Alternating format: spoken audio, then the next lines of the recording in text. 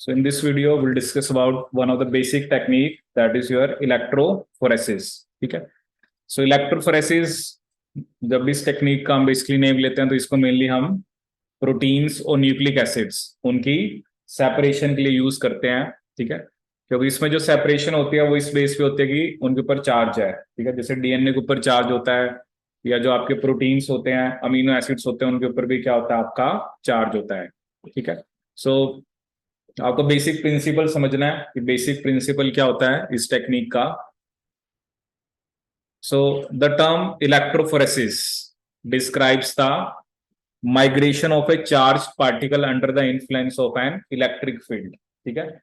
क्योंकि आप electric field apply करते हो. ठीक है. जैसे इलेक्ट्रिक फील्ड में क्या होता है, जैसे हमारे पास दो इलेक्ट्रोड होती हैं, एक को आप प्लस बोल सकते हो एक को माइनस. ठीक है. सो बेसिकली जो आपका, क्योंकि प्लस का मतलब है कि वहां पर पोटेंशियल ज्यादा है. ठीक है. High potential. ठीक है. और जो माइनस है वहां पे पोटेंशियल क्या आपका कम है. ठीक है. तो जो आपका पॉजिटिव चार्ज होता है वो हाई टू लो पोटेंशियल की तरफ जाता है. ठीक है. तो ऑब्वियसली जो पॉजिटिव है वो प्लस से माइनस की तरफ जाएगा. ठीक है. लेकिन जो नेगेटिव चार्ज होता है वो लो टू हाई पोटेंशियल की तरफ जाता है. ठीक है. तो ये बेसिक कंसेप्ट होता है. जैसे हम करंट की भी बात करते हैं कि इलेक्ट्रॉन्स की डायरेक्शन होती है लो टू हाई. इलेक्ट्रॉन उल्टी डायरेक्शन में होता है, करंट उससे अपोजिट डायरेक्शन में होता है. ठीक है.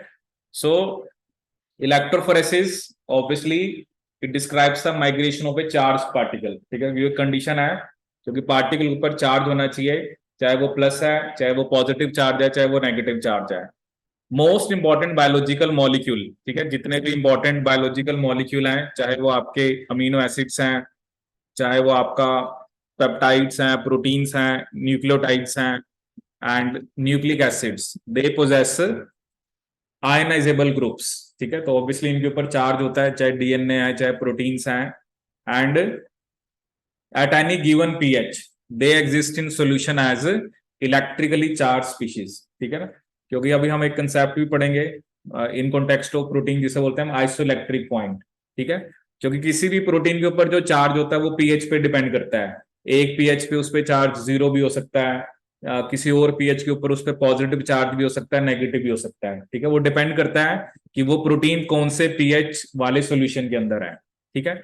And under the influence of electric field obviously जो भी चार्ज पार्टिकल्स हैं वो कैथोड या एनोड की तरफ जाएंगे. ठीक है. कैथोड की टुवर्ड्स आपका कैटायन जाता है. ठीक है. तो ऑब्वियसली कैथोड पे क्या चार्ज होगा, नेगेटिव, क्योंकि वहां पे कैटायन जाता है. एनोड उस पे क्या चार्ज होगा आपका, पॉजिटिव, क्योंकि वहां पर आपका एनायन जाता है. ठीक है. तो ये बेसिक कंसेप्ट है यहां पर. सो नेक्स्ट हम देखेंगे कि जो अलग अलग टाइप की जेल्स. ठीक है. जनरली यहां पर हम दो टाइप की जेल्स की बात करेंगे. One is agarose gel. ठीक है. और एक हम डिस्कस करेंगे पॉली एक्राइलामाइड जेल. ठीक है. दो टाइप की जेल की हम बात करेंगे. एग्रोस जेल जनरली हम यूज करते हैं for separation of nucleic acids. ठीक है. कर आप प्रोटीन के साथ भी सकते हो, बट बेसिकली वो डिपेंड करता है क्या साइज है. ठीक है. क्योंकि जनरली डीएनए का साइज क्या होता है आपका, बड़ा होता है. ठीक है. जो डीएनए का साइज है वो क्या होता है आपका, it is basically bigger in size. DNA का साइज जो है वो बड़ा होता है. उसके लिए मेनली आप एग्रोस जेल इलेक्ट्रोफोरेसिस करते हो. ठीक है. लेकिन प्रोटीन्स की सेपरेशन के लिए आप क्या करते हो, पॉली एक्राइलामाइड जेल इलेक्ट्रोफोरेसिस. ठीक है. उसके लिए आप क्या करते हो, पॉली एक्राइलामाइड जेल इलेक्ट्रोफोरेसिस. ठीक है. So agarose is a linear polysaccharide having relative molecular mass of about 12,000. ठीक है. It is made up of basic repeat unit agrobios. ठीक है. Which comprises alternating units of galactose and 3,6 and hydrogalactose. ठीक है. ये एक तरह से जो agrobios है ये galactose और 3,6 and hydrogalactose का बना होता है. ठीक है. This is just one dimeric form, मतलब एक तरह से जो भी आपका एक है यही आपस में बेसिकली कंबाइंड होके क्या बनाते हैं आपका एग्रोस. ठीक है. Agarose is one of the components of agar that is a mixture of polysaccharide isolated from certain seaweeds. Agarose is usually used eight A concentration between 1% and 3%. ठीक है. क्योंकि इसमें सीधा सा ये फंडा होता है, जितनी कंसंट्रेशन कम होगी, ठीक है, उतना पोर साइज ज्यादा होगा। अगर आप 1% यूज कर रहे हो तो मे बी पोर साइज आपका बड़ा है, ठीक है। अगर आप 3% यूज कर रहे हो तो पोर साइज क्या आपका छोटा है, ठीक है। अब वो डिपेंड करता है आपके डीएनए का साइज कितना है, ठीक है ना, कौन से डीएनए के साइज के फ्रेगमेंट्स को आपने सेपरेट करना है, ठीक है। जितनी कंसंट्रेशन कम होगी उतना पोर साइज क्या होगा आपका बड़ा होगा, ठीक है। मतलब आप बड़े फ्रेगमेंट्स को आप सेपरेट कर सकते हो, ठीक है। लेकिन अगर कंसंट्रेशन आप ज्यादा यूज कर रहे हो तो पोर साइज छोटा होगा, और अगर पोर साइज छोटा होगा तो आप जो स्मॉलर साइज के फ्रेगमेंट्स हैं उनको सेपरेट कर सकते हो, ठीक है। The pore size in the gel is controlled by initial concentration of agarose. Large pore size are formed from low concentration. जैसे मैंने आपको बताया ना, अगर कंसंट्रेशन कम है तो पोर साइज बड़ा होगा, लेकिन अगर आपको basically smaller pore sizes are form from the higher concentrations, ठीक है। Although essentially free from charge, generally इसके ऊपर चार्ज नहीं होता, but we can have substitution of alternating sugar residues, ठीक है। मतलब इनके ऊपर कुछ ग्रुप्स लगे हो सकते हैं, जैसे कार्बोक्सिल हो गया, मिथॉक्सिल हो गया, पायरुवेट हो गया, and specially sulphate groups occur to varying degrees, ठीक है। नॉर्मली एग्रोस के ऊपर कोई चार्ज नहीं होता, but they can have these substitutions, ठीक है। So agarose gel are used for electrophoresis of both protein and nucleic acids, ठीक है। नॉर्मली मैंने आपको बताया जनरली इसको हम न्यूक्लिक एसिड की सेपरेशन के लिए यूज करते हैं, ठीक है। अगर आप 1% एग्रोस जेल ले रहे हो so that is large relative to the size of protein, ठीक है। वैसे आप यूज कर सकते हो, but generally as I told you agarose gel is mainly for जो हम एक्सपेरिमेंट करते हैं, तो एग्रोस हम यूज करते हैं न्यूक्लिक एसिड्स की सेपरेशन के लिए। और सेकंड जेल जो भी हम डिस्कस करेंगे that is your polyacrylamide gel. Polyacrylamide gels are generally used for separation of proteins, separation of proteins, ठीक है। मेन आपको इसका प्रिंसिपल पता होना चाहिए कि क्या क्या इसमें हम करते हैं, ठीक है। So agarose for nucleic acids, polyacrylamide for proteins. No this is a general setup. अगर आप एग्रोस या इलेक्ट्रोफोरेसिस कर रहे हो तो ये एक जनरल सा सेटअप होता है। इसमें जैसे आप देख रहे हो ये जेल है, ठीक है। यहाँ पर इलेक्ट्रोड्स होती हैं, जैसे एक तरफ नेगेटिव एक तरफ पॉजिटिव, ठीक है। We have a cover and we have a compartment of buffer reservoir, क्योंकि ये जो आयंस की मूवमेंट होती है इसी की वजह से आपका करंट फ्लो करता है, ठीक है। तो ये एग्रोस होता है जनरली अगर आपको एग्रोस जेल इलेक्ट्रोफोरेसिस करना है, ठीक है। You can say it is a kind of horizontal, ठीक है, ये हॉरिजॉन्टल जेल है, ठीक है। लेकिन दूसरा जो सिस्टम होता है जो अभी हम बाद में डिस्कस भी करेंगे, this is your SDS page, ये थोड़ा वर्टिकल होता है, ठीक है। ये मैं आपको इसका बेसिक सा डायग्राम भी दिखाऊंगा। सो दिस इज पॉलीएक्राइलामाइड जेल, ठीक है। तो यहाँ पर आप देख रहे हो कि ये जनरली यहाँ पर एसडीएस पेज, ठीक है। अभी पढ़ेंगे हम, जैसे एक नेटिव पेज होता है, एक आपका एसडीएस पेज होता है, ये दोनों अभी हम डिस्कस करेंगे, native page and SDS page. ये भी मैं आगे आपको डिटेल में बताऊंगा। तो इसमें थोड़ा सा डिफरेंट सिस्टम होता है, ठीक है। इसके अंदर अभी आप देखोगे एक स्टैकिंग जेल होती है, एक सेपरेटिंग जेल होती है, ठीक है। तो ये थोड़ा सा डिफरेंट सिस्टम होता है, बट मेन आपको प्रिंसिपल पता होना चाहिए कि नेटिव पेज और एसडीएस पेज में क्या डिफरेंस होता है, ठीक है। वो भी आपको क्लियर हो जाएगा, बट अभी सिर्फ मैं आपको डायग्राम में दिखा रहा हूँ कि जो पहले वाला सिस्टम आपने देखा that is basically of normal agarose या इलेक्ट्रोफोरेसिस, ठीक है। बट ये थोड़ा सा डिफरेंट सिस्टम होता है जिसे हम क्या बोलते हैं आपका, that is your polyacrylamide jail, या जिसे हम क्या बोलते हैं पेज, पॉलीएक्राइलामाइड जेल इलेक्ट्रोफोरेसिस, ठीक है। नाउ पॉलीएक्राइलामाइड जेल, ठीक है, ये थोड़ा सा आपको बेसिकली पता होना चाहिए कि इसे हम बनाते कैसे हैं, ठीक है। So electrophoresis in acrylamide gels is frequently referred to as PAGE, that is polyacrylamide gel electrophoresis, ठीक है, which is an abbreviation for this इसमें cross link polyacrylamide gels are form from the polymerization of acrylamide monomer in the presence of smaller amounts of n prime methylene bis acrylamide। ठीक है, यहां पर जब आपको polymerisation करानी होती है तो आपको एक तो एक्राइलामाइड चाहिए, दूसरा आपको ये बिस एक्राइलामाइड चाहिए। ठीक है, so bis acrylamide is simply two acrylamide monomers which are joint by methylene group. ठीक है, और इसका काम होता है क्रॉस लिंकिंग एजेंट होता है। ठीक है, acrylamide monomer is polymerized in a head to tail fashion into long chains and occasionally a bis acrylamide monomer is built into a growing chain। ठीक है, और फिर वो सेकंड साइट हो जाती है फॉर चेन एक्सटेंशन। ठीक है, ये तो जनरली बस ये आपको बता रहा है कि कैसे इसकी पॉलीमराइजेशन होती है। ठीक है, तो अभी ये हम डिस्कस करेंगे अच्छे से कि और भी हमें क्या क्या चाहिए होता है, क्योंकि अभी हम देखेंगे इसके अंदर आपको एक अमोनियम परसल्फेट जिसे बोलते हैं एपीएस, अमोनियम परसल्फेट,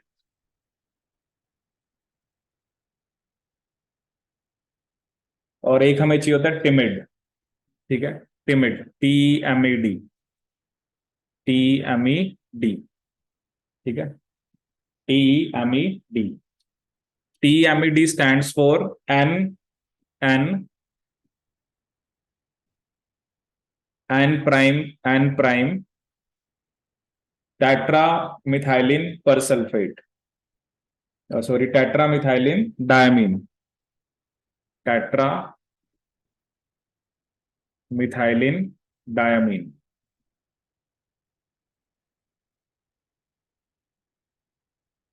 ठीक है, मतलब जब भी आपको ये जेल बनानी है तो आपको क्या क्या चाहिए होता है,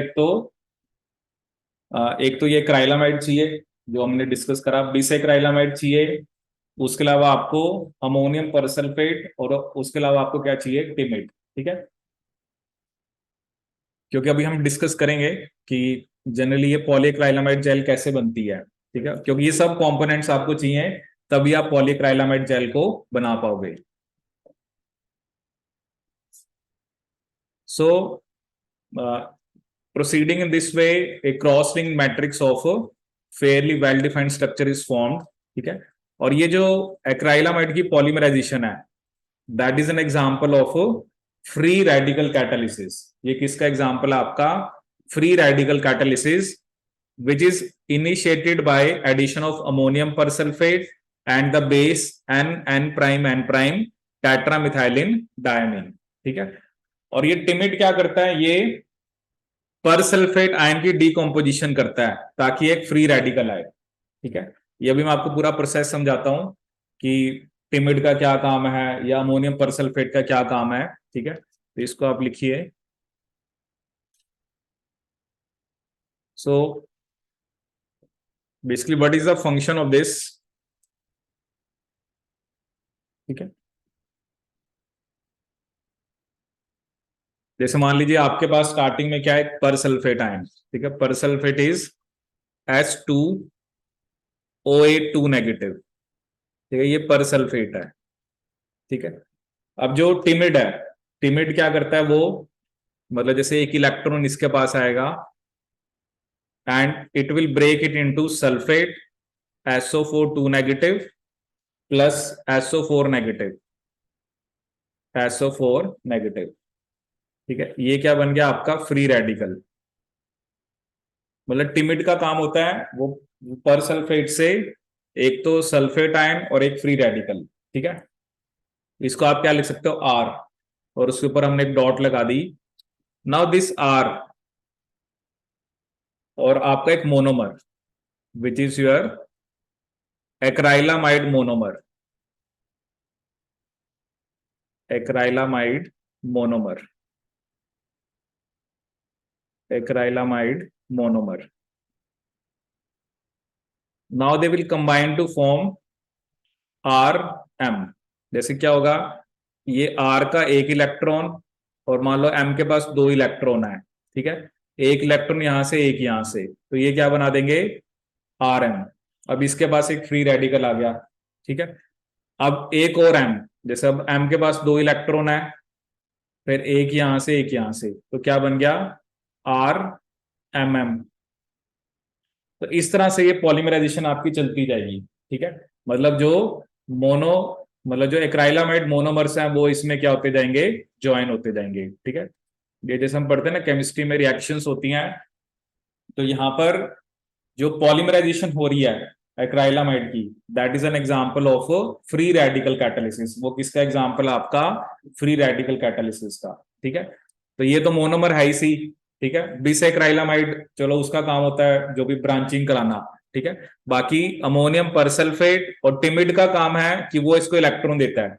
टिमिड का काम होता है कि वो इसका ब्रेकडाउन कराता है किसके अंदर, सल्फेट और फ्री रेडिकल के अंदर। ठीक है, क्योंकि कई बार ये आपसे पूछ भी सकते हैं कि हर एक जो भी बेसिकली यहाँ पर जो हमने पढ़े उनके क्या क्या फंक्शंस हैं।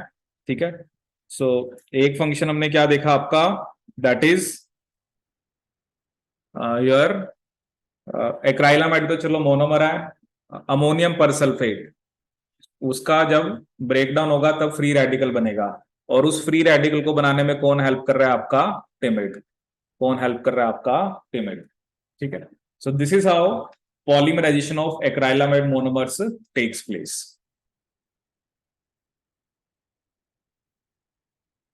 ठीक है, ये आप देख सकते हो यहाँ पर, ये एक्राइलामाइड है, ये आपका बिसएक्राइलामाइड।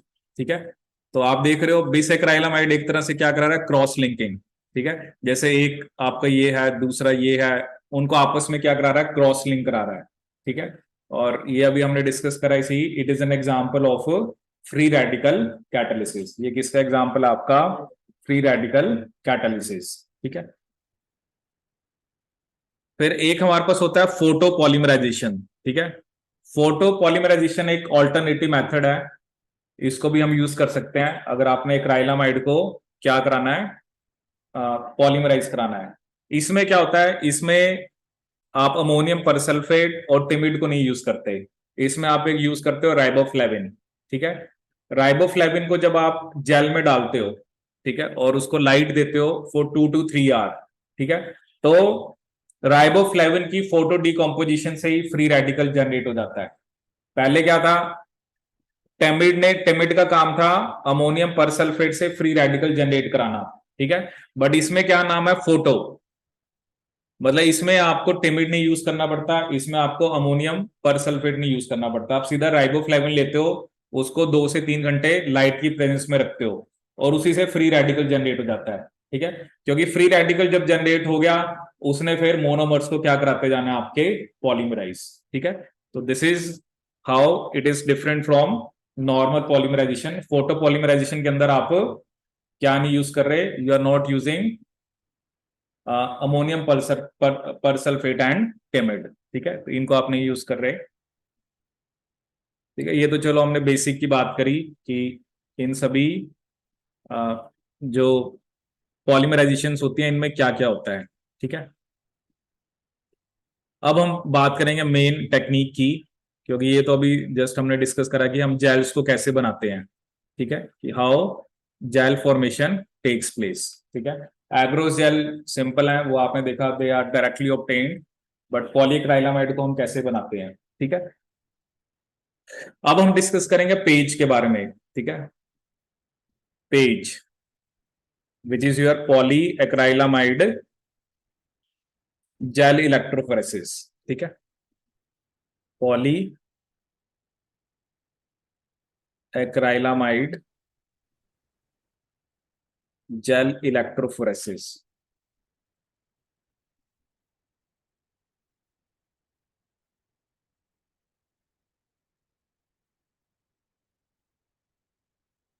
ठीक है, और इसमें हम सबसे पहले डिस्कस करेंगे एसडीएस पेज के बारे में। ठीक है, तो सिंपली पहले ही मैंने आपको बताया कि हम इस टेक्निक को यूज करते हैं for separation of proteins. Separation of proteins,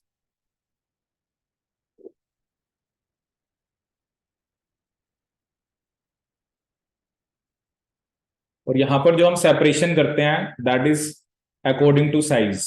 ठीक है, क्योंकि सबसे मेन आपको ये पॉइंट्स याद रखने हैं, पेज के अंदर जो सेपरेशन होगी, सेपरेशन ऑफ प्रोटीन्स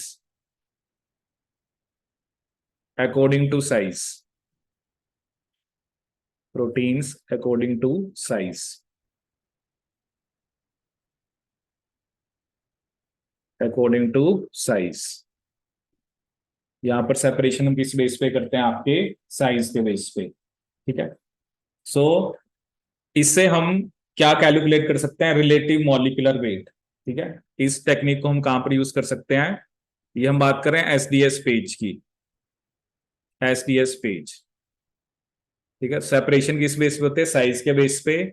और इस टेक्निक से आप क्या निकाल सकते हो, रिलेटिव मॉलिक्यूलर वेट ऑफ और relative molecular mass of protein, relative molecular mass of protein. वो मैं आपको डायग्रामेटिकली दिखाऊंगा कि कैसे आप रिलेटिव मॉलिक्यूलर मास प्रोटीन का बता सकते हो, ठीक है। ये जो एसडीएस है ये एक डिटर्जेंट है, ठीक है। ये जो एसडीएस होता है that is sodium dodecyl sulphate और डो डिकाइल सल्फेट, सोडियम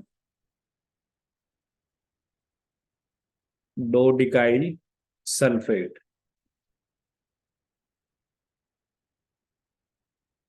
ये जो एसडीएस है ये एक एनायनिक डिटर्जेंट है, ठीक है। It is an anionic detergent, मतलब इसके ऊपर नेगेटिव चार्ज होता है, anionic detergent.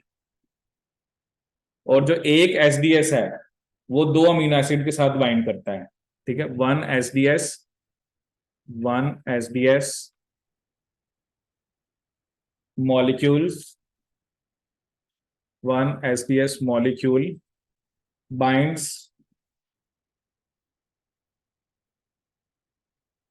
Binds for every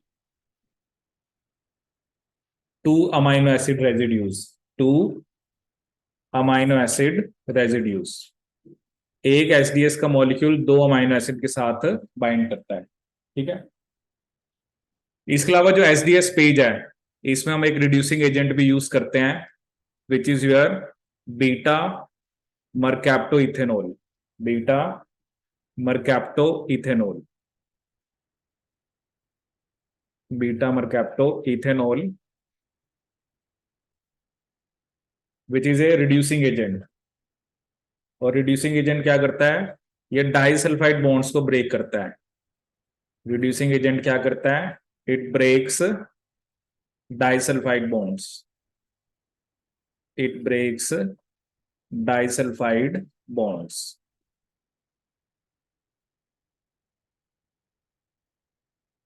it breaks disulphide bonds, ठीक है। अब ये आपको बेसिकली आपको ये देखना क्वेश्चन कैसा आता है एग्जाम में ना, क्योंकि वो मेन है यहाँ पे डिस्कस करना। एसडीएस पेज में आप साइज के बेस पे सेपरेट करते हो, पहला पॉइंट आपको ये याद रखना है, ठीक है। दूसरा मैंने आपको बताया कि एसडीएस एक एनायनिक डिटर्जेंट है, ठीक है। एक होता है नेटिव, नेटिव का मतलब है कि उसमें आप एसडीएस नहीं यूज कर रहे, ठीक है। और ना ही मान लो आप उसके अंदर ये बीटा मरकैप्टा इथेनॉल भी ना कई बार क्वेश्चन में मतलब मेंशन होना चाहिए, मतलब you are doing SDS PAGE with beta mercaptoethanol और विदाउट, क्योंकि उसका भी डिफरेंस आएगा, ठीक है। अगर आप मतलब ऐसा भी लिखा होगा कि एसडीएस पेज हम रिड्यूसिंग कंडीशंस में कर रहे हैं, रिड्यूसिंग कंडीशंस का मतलब है आप बीटा मरकैप्टा इथेनॉल यूज कर रहे हो, ठीक है। ये मैं आपको एग्जांपल से समझाता हूं। जैसे मान लो आपके पास एक एंटीबॉडी है, ठीक है। जैसे मान लो मेरे पास एक एंटीबॉडी है, ऑब्वियसली एक एंटीबॉडी के पास we have two heavy and two light chains, ठीक है। कोई भी एंटीबॉडी है उसमें दो हैवी और दो लाइट चेन होते हैं, और यहां पर उनमें डाइसल्फाइड बॉन्ड से ये लिंक होते हैं, ठीक है। अब एक तो आप कहोगे मैं सिर्फ एसडीएस पेज करा रहा हूं, ठीक है, मतलब उसमें ये मेंशन नहीं है कि आप रिड्यूसिंग कंडीशंस में करा रहे हो, ठीक है। और दूसरा आप कह रहे हो कि आप एसडीएस पेज करा रहे हो with beta mercaptoethanol, with beta mercaptoethanol, ठीक है। अगर तो आप सिंपल एसडीएस पेज करा रहे हो तब तो मतलब ये हैवी और लाइट चेन अलग नहीं होंगी, ये सेम है, ठीक है। लेकिन अगर आप बीटा मरकैप्टा इथेनॉल यूज कर रहे हो तो इसका मतलब क्या कि दोनों हैवी चेन अलग हो जाएंगी, दोनों लाइट चेन अलग हो जाएंगी, ठीक है। इसका क्या मतलब है, अगर मैं यहां पर ऐसे जेल बनाऊं, अगर आप पहले वाली कंडीशन लेके चल रहे हो, ठीक है, तो आपके पास सिर्फ एक ही बैंड आएगा, ठीक है, मान लो ये बैंड है, ठीक है। लेकिन अगर आप बीटा मरकैप्टा इथेनॉल से करा रहे हो तो मान लो आपके पास दो बैंड आएंगे, ठीक है। ऑब्वियसली जो कम मूव करा है वो आपका हैवी चेन का बैंड होगा, जो ज्यादा मूव करा है वो लाइट चेन का होगा, ठीक है। नेटिव के अंदर भी एक ही बैंड आएगा, क्योंकि नेटिव में भी आप मतलब एसबीएस भी नहीं यूज कर रहे, ठीक है। अब ये क्या होता है ना, जैसे एग्जाम में एक तो क्वेश्चन क्या आता है एंटीबॉडीज के ऊपर, ठीक है, जैसे हमारे पास अलग अलग क्लास ऑफ एंटीबॉडीज होती हैं, जैसे वी हैव आईजी जी होती है, आईजी एम होता है, ठीक है, आईजी डी होता है, आईजी ई होती है, और आईजी ए होता है, ठीक है। अब क्या होता है जब आप एसडीएस पेज कराते हो विद बीटा मरकैप्टा इथेनॉल, ठीक है, आईजीजी में दो ही बैंड आएंगे, एक हैवी चेन का एक लाइट चेन का, ठीक है। आईजीएम के अंदर तीन बैंड आते हैं, क्योंकि इसके अंदर एक क्या होता है आपका जे चेन होती है, एक हैवी चेन का एक लाइट चेन का एक जे चेन का, क्योंकि जे चेन की वजह से ही ये पेंटामेरिक होती है, ठीक है। जिन्होंने एंटीबॉडीज पढ़ी हुई है तो उनको पता है आईजीएम पेंटामेरिक होती है, ठीक है। आईजीडी में दो ही बैंड आते हैं, हैवी और लाइट चेन का, आईजीई में भी दो ही बैंड आते हैं, ठीक है। लेकिन जो आईजीई ए है उसमें चार बैंड आएंगे, ठीक है, एक हैवी चेन का, एक लाइट चेन का, एक जे चेन का, and one will be of your secretory component. क्योंकि आईजीए की खास बात क्या होती है, वो सिक्रीटरी एंटीबॉडी है। वो कैसी एंटीबॉडी है आपकी, सिक्रीटरी। तो उसमें सिक्रीटरी कंपोनेंट का एक अलग से बैंड आएगा, ठीक है। सो आईजीजी के दो बैंड, आईजीएम के तीन, आईजीडी के दो, आईजीई के भी दो, और आईजीए के चार, ठीक है। लेकिन ये तब आएगा जब आप विद बीटा मरकैप्टा इथेनॉल कर रहे हो। अगर आप सिंपल एसडीएस पेज करोगे ना तो सभी का एक ही बैंड आएगा, आईजीजी का भी एक, आईजीएम का भी एक, आईजीडी का भी, आईजीडी के मतलब आईजीडी के दो बैंड आएंगे, ठीक है। मतलब अगर आप नॉर्मल कर रहे हो तो सभी का एक बैंड आएगा, मतलब लेकिन अगर आप क्या करा रहे हो SDS PAGE with beta mercaptoethanol, ठीक है, तो आईजीजी के दो, आईजीएम के तीन, आईजीडी के दो, आईजी के दो, और आईजी ए के कितने आएंगे आपके four bands, heavy light J chain and secretory component, ठीक है। तो ये क्वेश्चन है basically based on SDS page, if you run A pentavalent IgM, ठीक है, through SDS polyacrylamide gel electrophoresis, ठीक है, how many bands you are supposed to get by western blotting using alkaline phosphatase conjugated secondary antibody, ठीक है।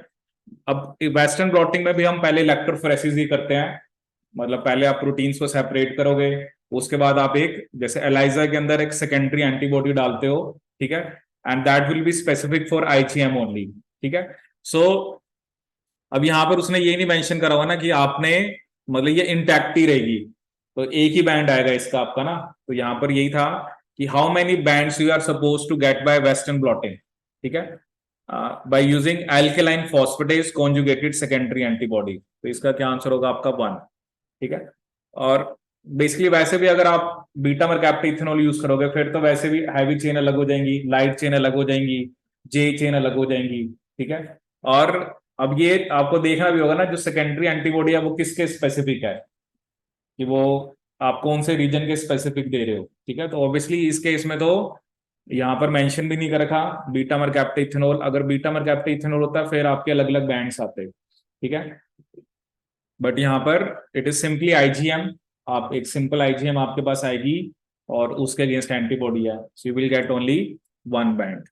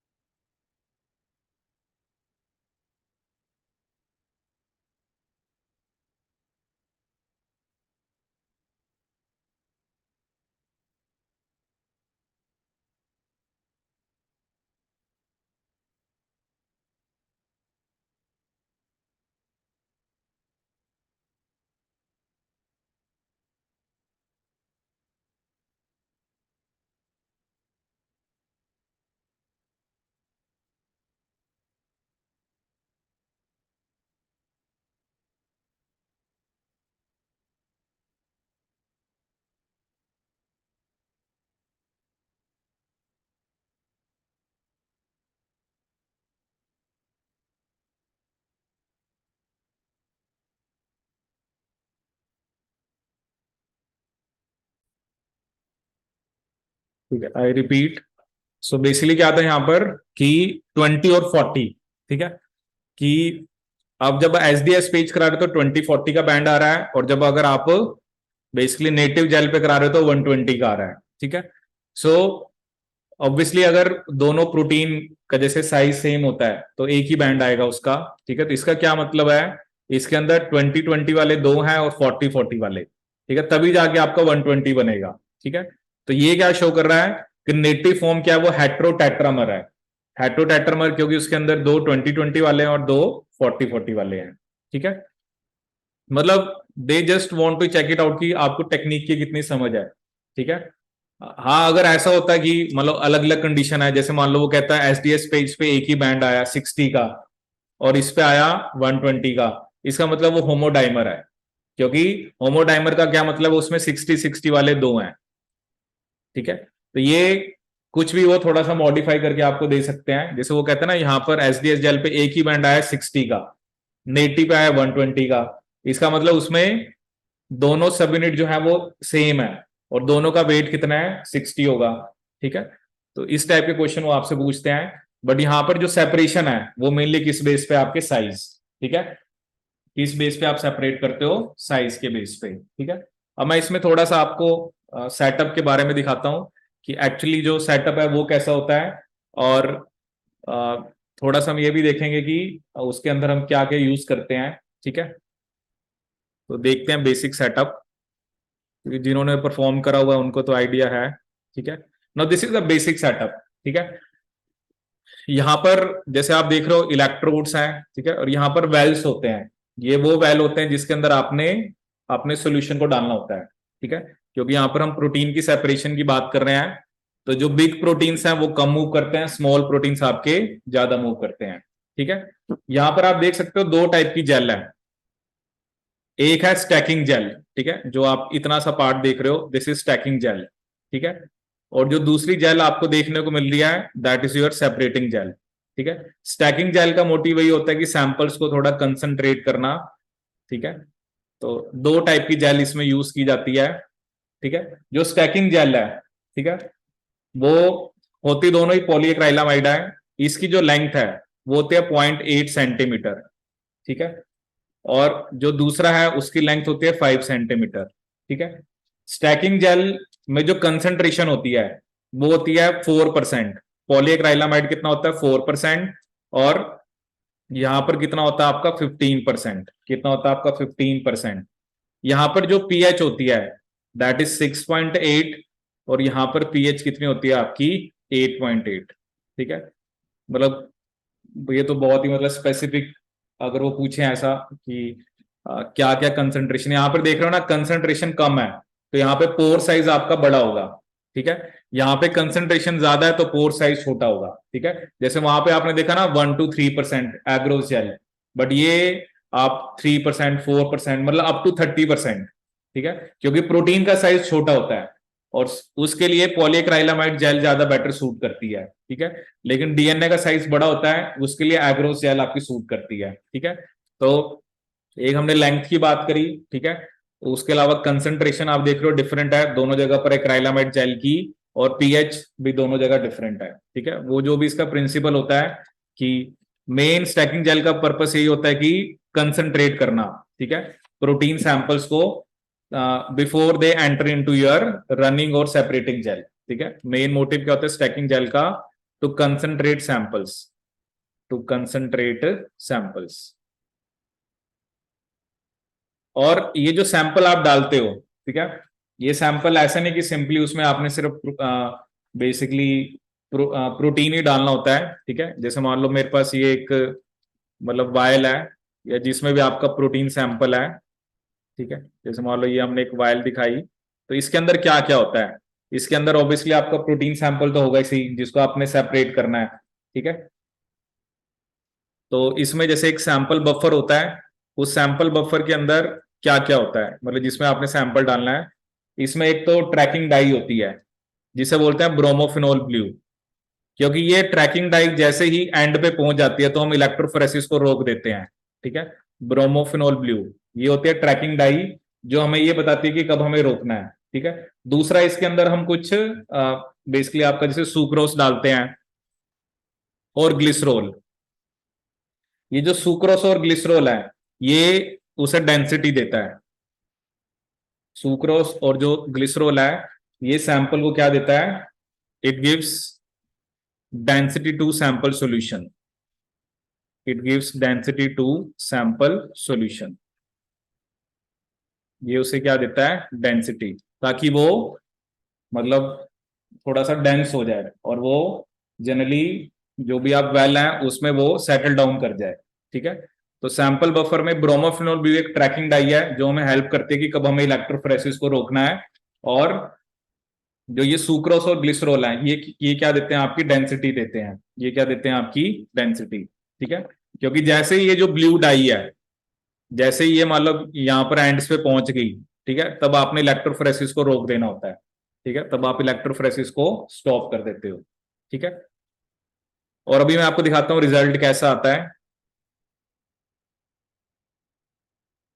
Now this is the kind of result you will get, ठीक है। ये तो जैसे originally आपको ऐसा दिखता है और उसको उसने थोड़ा सा क्लियर करके भी दिखा रखा है। एक हमारे पास होता है लैडर।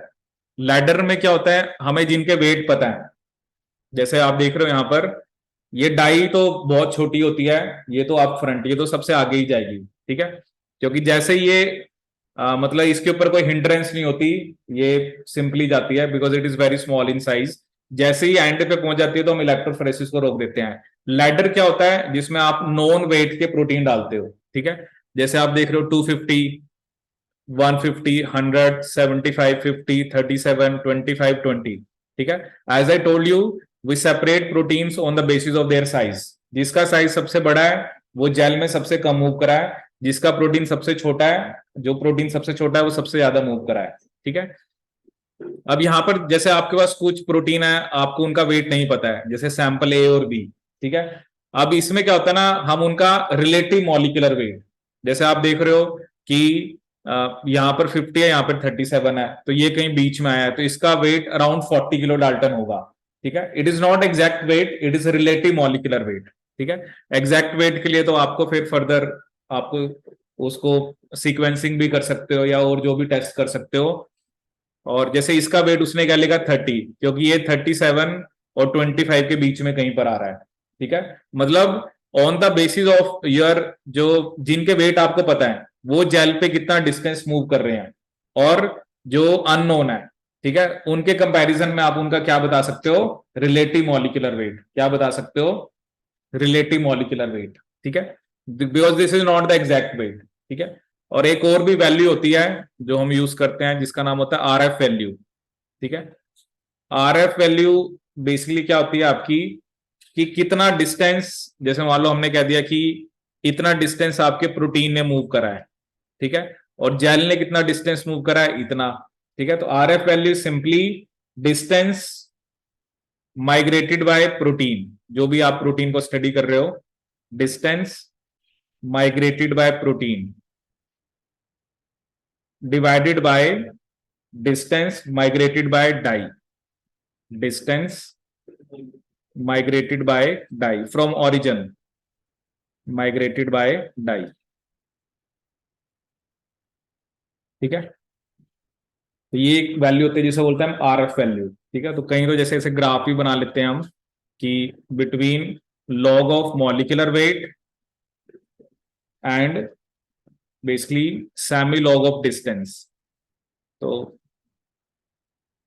क्योंकि ये कितना, क्योंकि ऑब्वियसली हमें ये पता लग जाएगा जो ज्यादा मूव कर रहा है उसका साइज कम होगा, उसका मॉलिक्यूलर वेट कम होगा, जो कम मूव कर रहा है उसका बेसिकली वेट ज्यादा होगा। तो इससे हम एक ग्राफ बना लेते हैं और फिर उससे हम स्टडी कर सकते हैं कि जो मतलब कि जो कोई अननोन प्रोटीन है वो कितना डिस्टेंस मूव करा है, उसका हम सेमी लॉग लेके और उसके कॉरस्पॉन्डिंग देख सकते हैं उसका वेट कितना होगा, ठीक है। जैसे हम ग्राफ में करते हैं कि जैसे होता है ना, हम कोई भी ग्राफ बनाए तो कुछ का वेट तो हमें पता है, इतना डिस्टेंस मूव करा तो इतना वेट है, इतना डिस्टेंस मूव करा तो इतना वेट है। अब मेरे पास कोई एक अननोन प्रोटीन है, ठीक है, मान लो मैंने कह दिया उसने इतना डिस्टेंस मूव करा है, तो हम एक रिलेटिव उसका वेट निकाल सकते हैं, ठीक है, ग्राफ से, ठीक है। तो ये प्रिंसिपल होता है किसका, आपका एसडीएस पेज का, ठीक है। तो आप रिलेटिव मॉलिक्यूलर वेट कैलकुलेट कर सकते हो, ठीक है। स्टैंडर्ड हमें पता होते हैं, वी हैव सम लैडर, जैसे ये हम अभी प्रोटीन की बात कर रहे हैं, ऐसे हम डीएनए के लिए भी कर सकते हैं, ठीक है, कि जिन डीएनए का हमें साइज पता है या उनका वेट पता है, उसके कॉरेस्पॉन्डिंग जो भी आपके पास सैंपल है उसका साइज भी आप बता सकते हो, ठीक है। So this is known as your SDS PAGE. तो यहां पर हम सेपरेशन किस बेस पे करते हैं, आपका on the basis of size, ठीक है। तो एसडीएस पेज।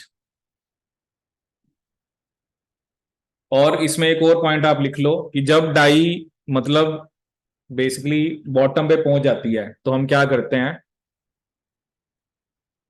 क्योंकि ये जो जेल होती है ना, इसको हम एक सोल्यूशन में डालते हैं, क्योंकि आपको ये कैसे दिख रहे हैं बैंड्स, अगर आप देखोगे तो ये ब्लू कलर के दिखते हैं, ठीक है, जो आप ये देख रहे हो ना। तो इसमें हम एक डाई यूज करते हैं, जेल को उठा के हम एक सोल्यूशन में डाल देते हैं जो कि प्रोटीन्स को ब्लू कलर देती है, ठीक है। So when the dye reaches the bottom, when the dye reaches the bottom of the gel, reaches the bottom of the gel, comma, the current is turned off. The current is turned off.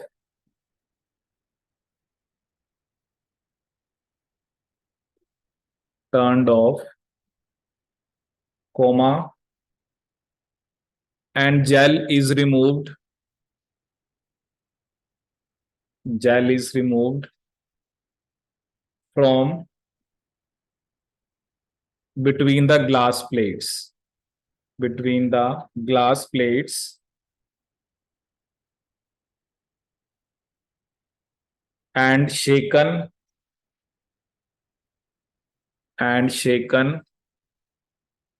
in an appropriate stain solution. Appropriate stain solution, in bracket usually Comasi brilliant blue. Brilliant blue. ठीक है, तो ये जो jail है आप उसको एक solution में रखते हो, उस सोल्यूशन का क्या नाम है? Coomassie brilliant blue. ठीक है, and then washed in destain solution. फिर उसकी हम वॉशिंग करा देते हैं किसमें? डी स्टेन सोल्यूशन में.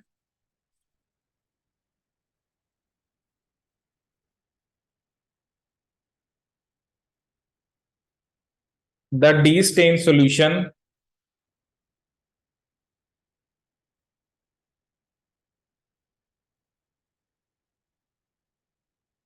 the D-stain solution removes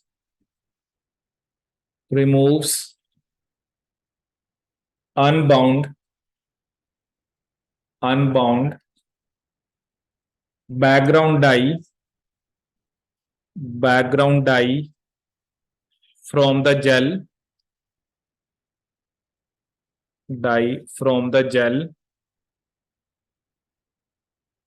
comma, removing or basically leaving stained proteins,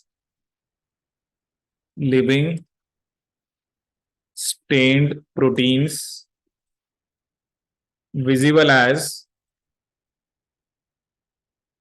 blue bands,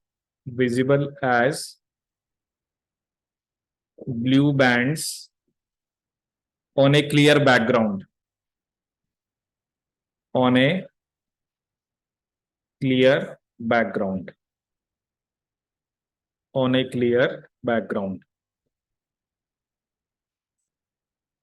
ठीक है. तो जैसे आप देख सकते हो ना डायग्राम के अंदर, अभी मैंने आपको शो किया था कि डी स्टेन सोल्यूशन का क्या मोटिव होता है कि वो आपके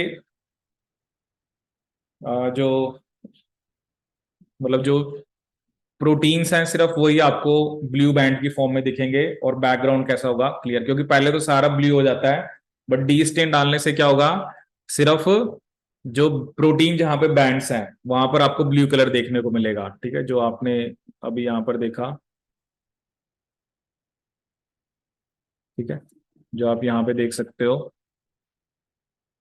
ठीक है, तो ये आपको ब्लू कलर के बैंड्स देखने को मिलते हैं. ठीक है, तो इसके पीछे कोमेसी ब्रिलियंट ब्लू, ठीक है, वो सोल्यूशन होता है जिसकी वजह से आपको बैंड्स जो है वो कैसे कलर के दिखते हैं? ब्लू कलर के. ठीक है, तो ये हमने बात करी एसडीएस पेज की.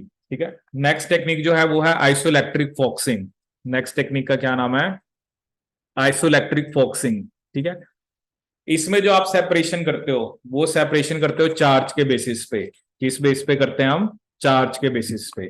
ठीक है, so this method is ideal for separation of amphoteric. Amphoteric मतलब जिन पे प्लस माइनस चार्ज दोनों ही होते हैं.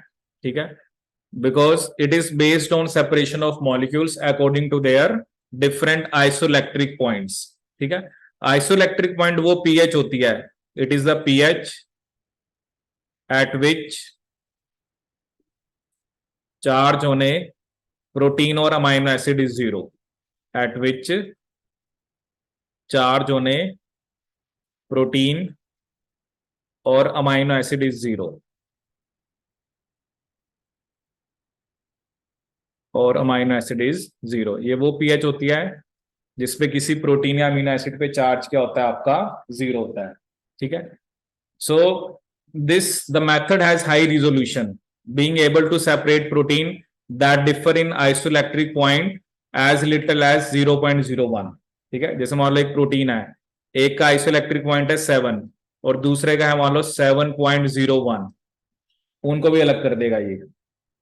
मतलब इतना सा भी डिफरेंस है उनमें, उनके चार्ज में। ठीक है, जैसे अभी हम एक एग्जांपल लेंगे, जैसे एक प्रोटीन है, ठीक है, एक के ऊपर एक फॉस्फेट लगा हुआ है, उसी प्रोटीन की एक फॉर्म है जिसमें 2 फॉस्फेट लगे हुए हैं और एक फॉर्म है जिसमें 3 फॉस्फेट लगे हुए हैं। ठीक है, अगर तो आप एसडीएस पेज करोगे तो एक सा ही बैंड आएगा, क्योंकि एक दो फॉस्फेट से ज्यादा साइज में फर्क नहीं आएगा। ठीक है, लेकिन अगर आप इसको आइसोइलेक्ट्रिक फॉक्सिंग कराओगे तो एक फॉस्फेट है तो अलग चार्ज होगा, 2 फॉस्फेट होंगे तो और अलग चार्ज होगा, और 3 फॉस्फेट होंगे तो और डिफरेंट चार्ज होगा। तो आप इनको भी सेपरेट कर सकते हो, एक ही प्रोटीन की मोनोफॉस्फोरिलेटेड, डाइफॉस्फोरिलेटेड और ट्राइफॉस्फोरिलेटेड फॉर्म को आप सेपरेट कर सकते हो। ठीक है, सो जो मोस्ट वाइडली यूज सिस्टम है उसमें हम हॉरिजॉन्टल जेल्स यूज करते हो ऑन ग्लास प्लेट्स और प्लास्टिक शीट्स। ठीक है, सो ये प्रिंसिपल होता है आइसोइलेक्ट्रिक फॉक्सिंग का, ये मैं आपको दिखाता हूं डायग्राम की फॉर्म में। ठीक है, बेसिकली इसमें हम क्या यूज करते हैं ना, इसमें हम एम्फोलाइट्स यूज करते हैं। ठीक है, so separation is achieved by applying a potential difference across a gel that contains a pH gradient. ठीक है, मतलब आप ग्रेडियंट बना सकते हो। ठीक है, और वो ग्रेडियंट बनाने के लिए हमारे पास एक स्पेसिफिक कंपाउंड्स आता है जिसे बोलते हैं हम एम्फोलाइट्स। ठीक है, ampholytes are complex mixtures of synthetic polyamino polycarboxylic acids. ठीक है, अब वो आपके ऊपर डिपेंड करता है आपको क्या रेंज चाहिए। जैसे अगर आपको 3 to 10 रेंज बनानी है, 7 to 8 बनानी है, तो अकॉर्डिंगली आपको वो रेंज बनाने वाले मतलब जो कंपाउंड्स हैं वो मिल जाते हैं। ठीक है, और ये कुछ उसने एग्जांपल भी दे रखे हैं जो कमर्शियली अवेलेबल होते हैं, बायोलाइट एंड फार्मालाइट। ठीक है, ये किसके एग्जांपल हैं आपके, एम्फोलाइट्स के। ठीक है, तो एम्फोलाइट्स क्या होते हैं आपके, पॉलीकार्बोक्सी पॉलीअमाइनो एसिड्स। ठीक है, अब इसमें जैसे आप देखो करते हैं क्या हम, देखिए ये डायग्राम है। ठीक है, आपने एक एम्फोलाइट सॉल्यूशन को जेल में डाला। ठीक है, अब यहां पर देखो ये रेंज बन गई 9-3, मतलब डिक्रीजिंग ऑर्डर में है। ठीक है, आप देख रहे हो जहां पर जैसे ये नेगेटिव जनरली जहां पर होता है। ठीक है, नेगेटिव मतलब जहां पर आपका क्या जाता है, कैटायन, ये होती है कैथोड। ठीक है, मतलब कैथोड वाली तरफ जनरली पीएच ज्यादा होती है। ठीक है, जैसे ऑब्वियसली नेगेटिव है तो ये आपका कैथोड है और ये आपका क्या है, एनोड है। ठीक है, तो जैसे ही आप ये जेल में डालते हो एम्फोलाइट तो एक पीएच की रेंज बन जाएगी। ठीक है, उसके बाद आप डालो वो प्रोटीन सॉल्यूशन, जैसे आपके पास प्रोटीन अलग अलग टाइप के प्रोटीन है। ठीक है, और आप देख सकते हो कि ये सारे जो बैंड्स आ रहे हैं ये प्रोटीन्स के आ रहे हैं, they are separated according to their isoelectric point. ठीक है, जिसका आइसोइलेक्ट्रिक पॉइंट ज्यादा था, मतलब वो यहां पर जैसे मान लो इसका 8 था, यहां पर किसी का 7 था या जो भी था। ठीक है, क्योंकि आइसोइलेक्ट्रिक पॉइंट पे कोई चार्ज ही नहीं होगा। जनरली तो प्रोटीन कम मूव करते हैं जब उनके ऊपर चार्ज है। ठीक है, जैसे मान लो मैं कह रहा हूं कि मैंने यहाँ पे प्रोटीन डाला। ठीक है, तो जो प्लस की तरफ जा रहे हैं इसका मतलब क्या है, वो एनायंस जा रहे हैं। कौन कौन जा रहे हैं आपके, एनायंस, क्योंकि जो एनायन होता है वो एनोड पे जाता है और एनोड पे क्या चार्ज होता है, पॉजिटिव। अब वो उनके आइसोइलेक्ट्रिक पॉइंट अलग अलग है। आइसोइलेक्ट्रिक पॉइंट का मतलब वो अलग अलग पीएच के ऊपर उनके ऊपर चार्ज जीरो हो रहा है। ठीक है, क्योंकि जब उनका चार्ज जीरो हो गया तब वो आगे मूव नहीं करेंगे। ठीक है, जैसे अब आपने प्रोटीन का सैंपल डाला, इस पॉइंट पे उस पर चार्ज जीरो हो गया तो ये एनोड की तरफ जाएगा ही नहीं। इस पे यहां पर जीरो हो गया, इसमें यहां पर जीरो हो गया, तो यहां पर कंसेप्ट क्या है कि आइसोइलेक्ट्रिक पॉइंट आइसोइलेक्ट्रिक पॉइंट वो पीएच होती है जिस पीएच के ऊपर किसी प्रोटीन या अमीनो एसिड के ऊपर चार्ज 0 हो जाता है, ठीक है, और आप उस बेस पे सेपरेट कर लेते हो, ठीक है। ये मैं आपको एक कंसेप्ट बताता भी हूं क्योंकि ये आगे आपको क्रोमेटोग्राफी में भी हेल्प करेगा, ठीक है। क्योंकि यहां पर मेन हमें क्या देखना है, जैसे मान लो अभी हमने कहा कि हम एक रेंज बनाते हैं, ठीक है, तो जिस तरफ आपका, जैसे मान लो यहां पर हम एक इसको समझने की कोशिश करते हैं क्योंकि ये आगे भी आपको हेल्प करेगा क्वेश्चन करने में।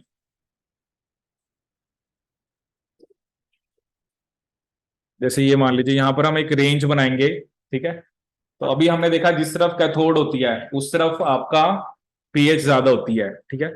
जैसे मान लो यहां पर मैंने बनाया ये एनोड है और ये आपकी कैथोड है, ठीक है। तो एनोड पे आपका, क्योंकि यहाँ पे एनायन जाता है तो यहाँ पे पॉजिटिव चार्ज होगा, कैथोड पे कैटायन जाता है तो यहाँ पे नेगेटिव चार्ज होगा, ठीक है। तो आप रेंज बना लो जो भी आपने बनानी है, जैसे हमने 1 से बना दी, 1 2 3 4 5 6 7 एंड 8, ठीक है। ये हमने एक पीएच की रेंज बना दी, ठीक है। बट ये आप हमेशा याद रखना जिस तरफ एनोड है उस तरफ पीएच कम होगी, कैथोड की तरफ पीएच क्या होगी, ज्यादा, ठीक है। अब मान लो हमने कह दिया कोई भी प्रोटीन है उसका आइसोइलेक्ट्रिक पॉइंट फॉर एग्जांपल 4 है, मतलब 4 पीएच के ऊपर उसके ऊपर कोई चार्ज नहीं है, ठीक है, तो वो किसी तरफ नहीं जाएगा, ठीक है। लेकिन क्वेश्चन क्या आता है, अगर मैं उसे पीएच 5 पे रख दूं या पीएच 3 के ऊपर रख दूं तो उस पर क्या चार्ज होगा, ठीक है। आइसोइलेक्ट्रिक पॉइंट मुझे गिवन है, दैट इज 4। इस प्रोटीन का आइसोइलेक्ट्रिक पॉइंट मुझे कितना गिवन है, 4, ठीक है। अब अगर आप उसे यहां पे रख रहे हो, अगर आप उसको 5 वाली जगह पे रख रहे हो तो इसका मतलब पीएच जो है वो पीआई से ज्यादा है, पीएच जो है वो पीआई से क्या है, ज्यादा है, ठीक है। और इस तरफ पीएच जो है वो पीआई से क्या है, कम है, ठीक है। तो इसको आप ऐसे याद रख सकते हो, कोई भी प्रोटीन है या कोई भी आपका जनरली अमीनो एसिड है, सो हर कोई या कोई भी यूनिवर्सल, अगर हम बात करें कोई भी प्रोटीन है, कोई अमीनो एसिड है, कोई भी मॉलिक्यूल है, अगर वो चाहता है कि उसके ऊपर चार्ज ना हो, ठीक है ना, क्योंकि जब भी किसी के ऊपर चार्ज होता है तो वो अनस्टेबल होता है, रिएक्टिव होता है, ठीक है। अब अगर इसको अपना चार्ज खत्म करना है तो ये किस तरफ जाएगा, एनोड की तरफ, ठीक है, क्योंकि इसको पता है मेरा चार्ज यहां पे जाके 0 हो जाएगा, ठीक है। और एनोड की तरफ क्या जाता है आपका, एनायन। अगर पीएच पीआई से ज्यादा है तो उस प्रोटीन के ऊपर नेगेटिव चार्ज होगा और वो एनोड की तरफ जाएगा, ठीक है। लेकिन अगर पीएच पीआई से कम है तो उसको किस तरफ जाना पड़ेगा अपने चार्ज को 0 करने के लिए, कैथोड की तरफ, और कैथोड की तरफ क्या जाता है आपका, कैटायन। अब क्या होता है ना, अब एग्जाम में क्या क्वेश्चन आता है, जैसे एग्जाम में क्वेश्चन आता है क्रोमेटोग्राफी पे, अब वो कहेगा कि ये आइसोइलेक्ट्रिक पॉइंट है प्रोटीन का और ये पीएच है जिस सॉल्यूशन में वो है, ठीक है। पहले तो आपको ये देखना पड़ेगा उसके ऊपर चार्ज क्या है, क्योंकि अभी हम जब क्रोमेटोग्राफी पढ़ेंगे तो उसमें कैटायन एक्सचेंज क्रोमेटोग्राफी और एनायन एक्सचेंज क्रोमेटोग्राफी, पहले आपको चार्ज देखना पड़ेगा, ठीक है। क्योंकि एक ही प्रोटीन के ऊपर आप देख रहे हो 3 अलग अलग पीएच पे उसके ऊपर अलग चार्ज है, ठीक है ना। जब 4 है तो उसके ऊपर कोई चार्ज नहीं है, पीएच 3 के ऊपर उसी प्रोटीन के ऊपर प्लस चार्ज है और पीएच 5 के ऊपर उसी प्रोटीन के ऊपर माइनस चार्ज है, ठीक है। तो वो क्वेश्चन ऐसे देता है कि ये आइसोइलेक्ट्रिक पॉइंट है, ठीक है, ये इस पीएच वाले सॉल्यूशन में है, तो आप कौन सी क्रोमेटोग्राफी चूज करोगे, वो डिपेंड करेगा उसके ऊपर चार्ज क्या है, ठीक है। क्योंकि ये 2 टाइप की क्रोमेटोग्राफी होती है, कैटायन एक्सचेंज और एक एनायन एक्सचेंज, ठीक है। तो उसके लिए सबसे पहले आपको चार्ज पता करना पड़ेगा, अगर आपको चार्ज पता लगेगा तभी आप बता पाओगे कि वो कैटायन एक्सचेंज करना है या आपने एनायन एक्सचेंज करना है, ठीक है। वो चलो हम क्रोमेटोग्राफी में पढ़ेंगे, बट अगर आप इस डायग्राम की हेल्प से ही आपको क्लियर हो जाना चाहिए, ठीक है। अगर पीएच पीआई से ज्यादा है तो उसके ऊपर हमेशा नेगेटिव चार्ज होगा और वो प्रोटीन किस तरफ जाएगा, एनोड की तरफ।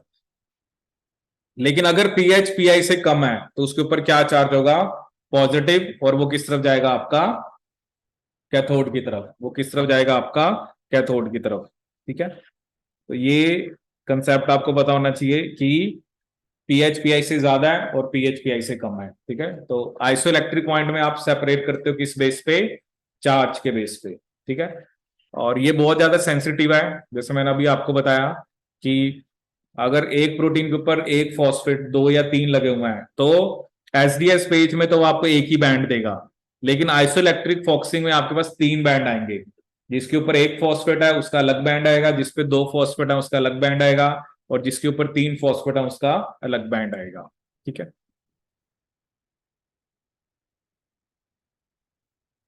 ये आप देख सकते हो यहां पर। फिर हमारे पास एक टेक्निक आती है टू डायमेंशनल जेल इलेक्ट्रोफोरेसिस, ठीक है।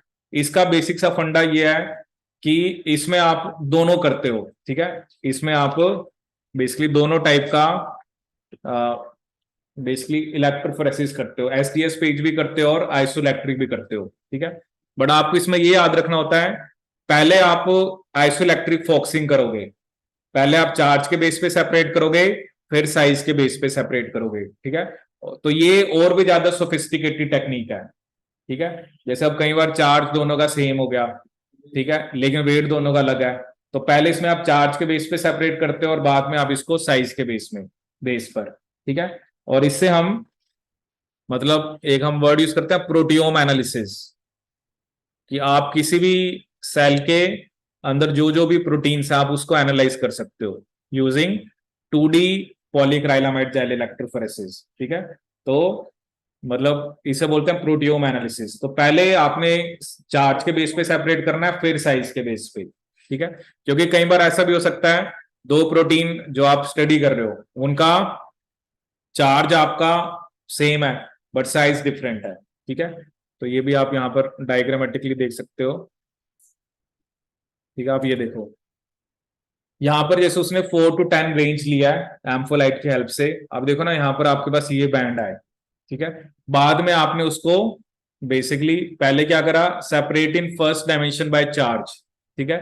Then apply first gel to top of second, ठीक है। और फिर आप उसको सेकंड डायमेंशन में कैसे सेपरेट कर रहे हो, on the basis of basically size, ठीक है। पहले आपने देखो चार्ज के बेस पे ये बैंड आए थे, ठीक है, फिर आपने क्या देखा, साइज के बेस पे। अब देखो ये बैंड था इसमें एक ही आया, बट इधर देखो दो आ गए, इधर तीन आ गए, इधर भी दो आ गए, इधर एक आ गया, ठीक है। इधर आपके पास दो बैंड आ गए, इधर एक इधर एक, ठीक है। मतलब इसमें क्या हो रहा है, क्योंकि साइज, क्योंकि चार्ज एक अलग चीज है, कई बार जैसे होता है ना, जैसे आप देखो यहाँ पर आपके पास एक ही बैंड आया, ठीक है, इसका मतलब इन ये मतलब वही प्रोटीन्स होंगे जिन पे चार्ज सेम है, ठीक है। बट जब आपने इसको एसडीएस कराया तो ये दो अलग अलग बैंड आए, इसका मतलब क्या है, उसमें एक बैंड आया था क्योंकि दोनों का चार्ज सेम था, बट यहां पर आपने साइज के बेस पे सेपरेट किया, ठीक है।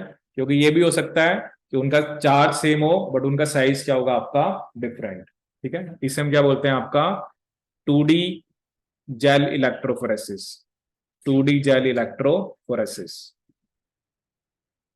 तो पहले आप इसमें चार्ज के बेस पे सेपरेट करते हो और उसके बाद आप सेपरेट करते हो साइज के बेस पे,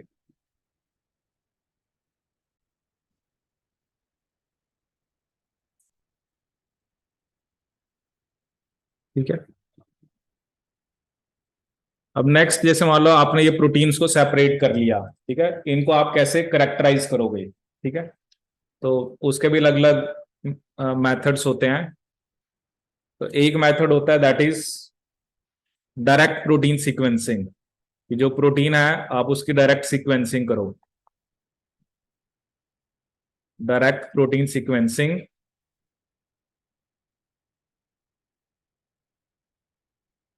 using Edmund degradation, using Edmund degradation, ठीक है। ये प्रोटीन सीक्वेंसिंग का मेथड होता है और इसमें आप फिनाइल आइसोथायोसाइनेट यूज करते हो, फिनाइल आइसोथायोसाइनेट, ठीक है। Second is peptide mass profiling, peptide mass profiling,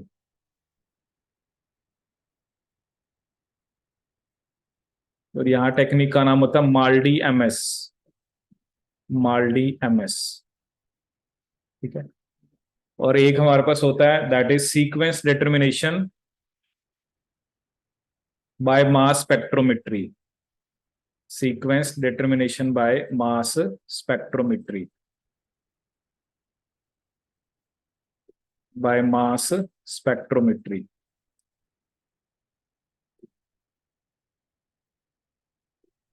इसमें आप किस बेस पे सेपरेट करते हो?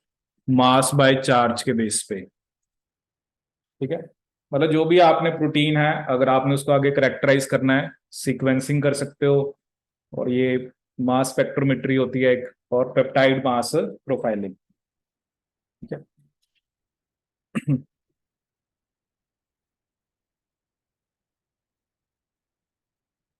क्योंकि ये जो मास स्पेक्ट्रोमेट्री वगैरह होती है ना, इसमें आप क्या करते हो, प्रोटीन के फ्रेगमेंट्स करते हो। ठीक है, तो कई बार ये हो सकता है कि आपने, चलो आपको ये तो पता लग गया क्या क्या उसमें है। ठीक है, बट कई बार ये हो सकता है कि फ्रैगमेंट इधर उधर हो जाए ऑर्डर में। ठीक है, एक बार एग्जाम में ऐसे क्वेश्चन आया, उसने एक सीक्वेंस दिया।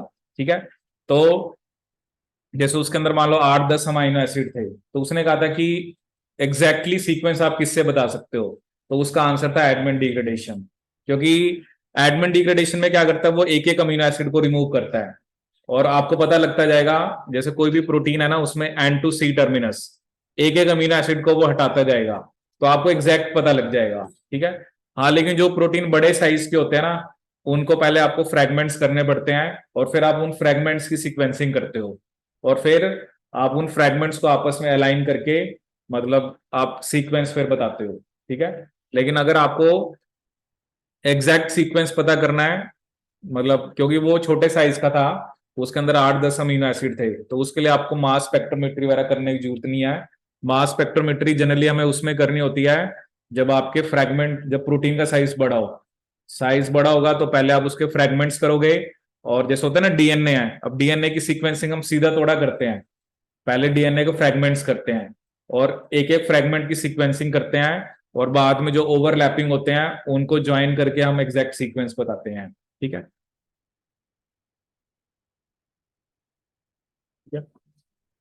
अब लास्ट इसमें आपका इलेक्ट्रोफोरेसिस ऑफ न्यूक्लिक एसिड। ठीक है, ये चलो बेसिक सही है कि एग्रोस जेल। ठीक है, जैसे कि मैंने आपको पहले ही बताया कि जो बेसिकली आपका डीएनए है, क्योंकि उसका साइज बड़ा होता है, तो उसके लिए आप पॉलीक्राइलामाइड जेल नहीं यूज कर सकते। ठीक है, for the majority of DNA sample electrophoretic separation is carried out in agarose gels. This is because most DNA molecules and their fragments that are analyzed routinely are considerably larger than protein. Therefore, because most DNA fragments would be unable to enter a polyacrylamide gel, ठीक है ना, क्योंकि जितना उसका पोर का size है, DNA का size उससे भी बड़ा है, तो पॉलीक्राइलामाइड में तो एंटर ही नहीं कर पाएंगे। ठीक है, ये मैंने आपको बताया ना, आपको पहले पता होना चाहिए आपके, क्योंकि ये भी ना कुछ वैल्यूज होती हैं कि इतना परसेंट कंसंट्रेशन है तो इतने साइज के डीएनए को आप सेपरेट कर सकते हो, या इतने परसेंट कंसंट्रेशन है तो इतने साइज के प्रोटीन को आप सेपरेट कर सकते हो। ठीक है, so the larger pore size of agarose gel is required. ठीक है, अब इसमें जैसे क्या कंसेप्ट होता है, जैसे मान लो मैंने आपको कहा, ठीक है, जैसे मान लो हमने यहाँ पर बेसिकली जेल बनाई। ठीक है, ये मैंने आपको स्टार्टिंग में दिखाया था कि ये थोड़ी सी हॉरिजॉन्टल जेल होती है, और दूसरे वाली जो हम यूज करते हैं वो आपकी थोड़ी वर्टिकल होती है। ठीक है, जैसे हमने ये बनाया। ठीक है, इसमें भी आप ऐसे ही वेल्स करते हो। अब इसमें भी क्या होता है कि जो डीएनए का साइज बड़ा होता है, जो डीएनए का साइज आपका क्या होता है, बड़ा होता है। ठीक है, वो कम मूव करता है। ठीक है, यहाँ पर तो आप कोई एसडीएस वगैरह नहीं यूज कर रहे, ऑब्वियसली यहाँ पर डीएनए पे नेगेटिव चार्ज होता है तो वो प्लस की तरफ जाएगा। ठीक है, प्लस क्या होती है आपकी एनोड, और माइनस क्या होगी, कैथोड। ठीक है, अगर हम बेसिकली वैसे सोचें, जैसे आपके पास मान लो डीएनए अलग अलग साइज के हैं। ठीक है, एक ये डीएनए है। ठीक है, एक डीएनए का साइज ये है, और एक डीएनए का साइज ये है। ठीक है, अब ऑब्वियसली नेगेटिव चार्ज किस पे सबसे ज्यादा होगा? ठीक है, अब इस पे मान लो हमने दिखा दिया दो नेगेटिव चार्ज हैं, इस पे हमने शो कर दिए 3, ठीक है, इस पे हमने शो कर दिया आपके 4, ठीक है। अब वैसे देखा जाए तो नेगेटिव चार्ज तो सबसे ज्यादा इसके ऊपर है, तो सबसे ज्यादा तो इसको जाना चाहिए था, ठीक है ना, क्योंकि ये सबसे बड़ा फ्रेगमेंट है ना, ये सबसे छोटा है, फर्स्ट वाला सबसे छोटा है, सेकंड वाला उससे बड़ा है, थर्ड वाला उससे बड़ा है, ठीक है। तो यहां पर सेपरेशन जो है ना वो जनरली चार्ज के बेस पे नहीं है, ठीक है, क्योंकि यहां पर हम एक टर्म यूज करते हैं, चार्ज पर यूनिट लेंथ। मतलब आप देखो ना, अगर इतनी लेंथ है तो उस पर 2 - चार्ज है, इस जैसे हमने कह दिया इसकी लेंथ मान लो 1 सेंटी मतलब 2 सेंटीमीटर है, वैसे एग्जांपल है, 2 पे 2 चार्ज है, 3 पे 3 चार्ज है, 4 पे 4 चार्ज है, तो चार्ज पर यूनिट लेंथ तो सेम ही है ना। यहाँ पर जो सेपरेशन है वो इस बेस पे होती है कि फ्रिक्शन, जैसे आप जेल में से डीएनए को मूव करा रहे हो, तो जो बड़ा डीएनए होगा ना उसके ऊपर फ्रिक्शनल फोर्स ज्यादा लगेगी, ठीक है। किस बेस पे हम सेपरेट कराते हैं, basically on the basis of basically friction और resistance to their movement, resistance to their movement caused by gel matrix, caused by gel matrix, ठीक है। जैसे मैंने आपको बताया ना, जो बड़ा डीएनए होगा उसके ऊपर ज्यादा रेजिस्टेंस रहेगा, इसलिए वो जेल पे कम मूव करता है, और जिसमें आपका बेसिकली रेजिस्टेंस छोटे फ्रेगमेंट के ऊपर कम होगा, इसलिए वो ज्यादा मूव करेगा, ठीक है। अब इसमें कई बार ये भी लिखा होता है जैसे जेल कंसंट्रेशन, जैसे अगर आप 0.3% जेल कंसंट्रेशन है, तो आप 5 to 60 किलो बेस पेयर इतने साइज के डीएनए को आप सेपरेट कर सकते हो। अगर आप यूज कर रहे हो 2%, then you can have 0.1 to 3 KB, ठीक है। और अगर आप 0.8% यूज कर रहे हो, 0.5 to 10 KB, मतलब आप देख रहे हो जितनी कंसंट्रेशन कम होगी, जैसे अब यहां पर 60, मैक्सिमम वाला देखो 10 3, ठीक है, 0.3% में आप 60 किलो बेस पेयर तक के फ्रैगमेंट को सेपरेट कर सकते हो। 2% में आपने लिखा 3 किलो बेस पेयर, और जो थर्ड है दैट इज योर 0.8%, उसमें 10 किलो बेस पेयर, ठीक है। तो जितना यहां पर भी वही है, जितनी जेल की कंसेंट्रेशन ज्यादा होगी उतना पोर साइज क्या होगा आपका, कम होगा, ठीक है, जैसे हमने पॉलीक्राइलामाइड के अंदर डिस्कस किया था, ठीक है।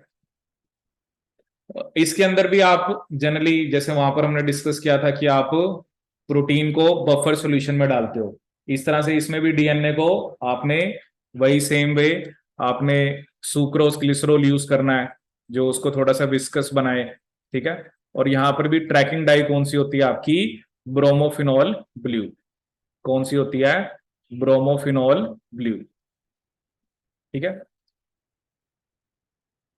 जो हमें ये बताती है कि कब हमें इलेक्ट्रोफोरेसिस को रोकना है, ठीक है।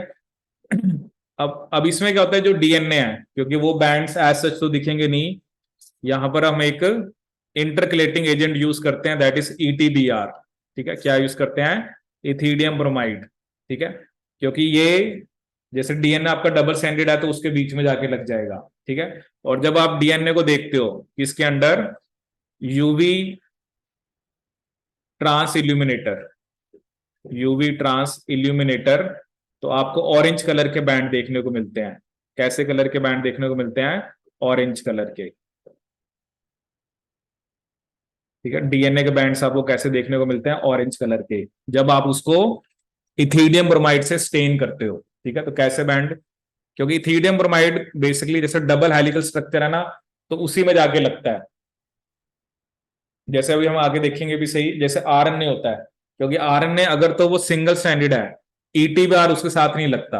ईटीबीआर क्या होता है, जो बेसिस हैं, जो आपका जैसे डबल स्ट्रैंडेड है तो स्टैक्ड बेसिस के बीच में जाके लगता है, ठीक है ना। लेकिन जो आपका बेसिकली सिंगल स्टैंडर्ड के साथ आपका ईटीबीआर जो है वो नहीं लगता, ठीक है, क्योंकि ईटीबीआर जो होता है वो इंटरकलेटिंग एजेंट होता है, जो स्टैक्ड बेसिस है उसके बीच में ये जाके लग जाता है। और जब आप इसको यूवी ट्रांस इल्यूमिनेटर के अंडर देखते हो तो आपको कैसे बैंड देखने को मिलते हैं, ऑरेंज कलर के बैंड्स, ठीक है। अब एक ये बेसिकली ये कई बार गेट के एग्जाम में जैसे क्वेश्चन आ रखा है ये वाला। अब एक तो चलो आपने क्या डिस्कस करा कि साइज अलग अलग है तो वो तो ऑब्वियसली आपने कहा कि मतलब जो बड़ा फ्रेगमेंट है वो आपका सबसे स्लो मूव करेगा, जो जो स्मॉलेस्ट फ्रेगमेंट है वो सबसे ज्यादा मूव करेगा, ठीक है।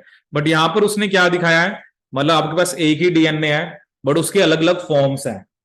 फॉर्म का मतलब वो लीनियर है, सर्कुलर है, सुपर कॉइल्ड है तो यहां पर आप देख सकते हो, यहां पर उसने कहा कि रिलेटिव इलेक्ट्रोफोरेटिक मोबिलिटी, ठीक है। जैसे अब इन सब का साइज सेम है, ठीक है, मतलब नंबर ऑफ बेस पेयर इन सभी के अंदर सेम है, ठीक है।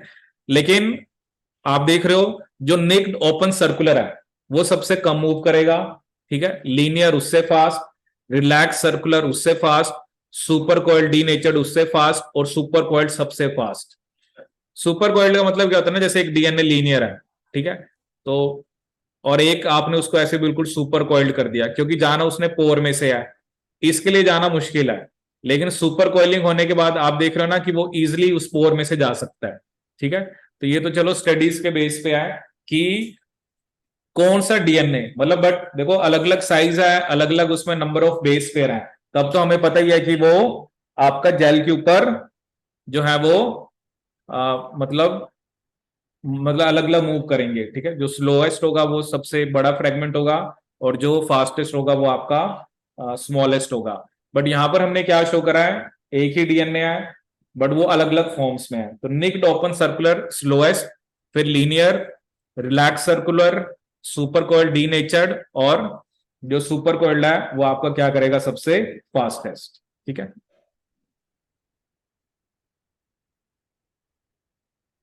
अब ये एक और टेक्निक है, मतलब बस आपको इसका नाम ही मेनली याद रखना है। ये जो एग्रोस जेल अभी तक आपने पढ़ा ना, इससे आप 60 किलो बेस या उससे कम है उनको आप सेपरेट कर सकते हो, ठीक है। लेकिन एक और टेक्निक बेसिकली है, इसका नाम है पल्स फील्ड जेल इलेक्ट्रोफोरेसिस, ठीक है, जिसे हम क्या बोलते हैं, पीएफजीई। ये बेसिकली एक ऐसी टेक्निक है जिससे आप 2 × 10⁻³ मतलब 2 × 10⁻³ का मतलब 2000 किलो बेस, उसको भी आप सेपरेट कर सकते हो, ठीक है। और इसकी वजह से आप होल क्रोमोसोम्स को सेपरेट कर सकते हो। जैसे अभी तक तो आप कह रहे थे ना, आप डीएनए उसके फ्रेगमेंट्स कर रहे हैं, उनको सेपरेट कर रहे हैं, बट ये एक ऐसी टेक्निक है जिसे हम क्या बोलते हैं, pulsed field gel electrophoresis. With the help of this technique you can separate whole chromosome, ठीक है। ये कई बार जैसे मैच द फॉलोइंग में आ जाता है, ये आया भी हुआ था किसी एग्जाम में, मुझे ध्यान नहीं आ रहा, तो वहां पर मैच द फॉलोइंग था, तो उसमें यही था होल क्रोमोसोम सेपरेशन के लिए आप कौन सी टेक्निक यूज करते हो, तो उसका आंसर क्या था, पल्स्ड फील्ड जेल इलेक्ट्रोफोरेसिस, ठीक है।